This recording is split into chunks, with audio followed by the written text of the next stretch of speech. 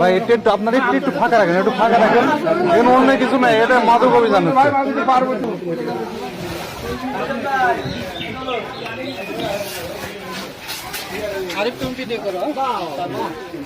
এখানে কি আনলোড করবেন না আমি বাইরে নিয়ে যাবো?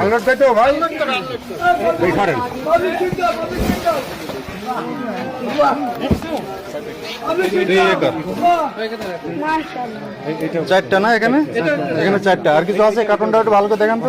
হ্যাঁ, ওখানে কয়টা? ওই যে একটা।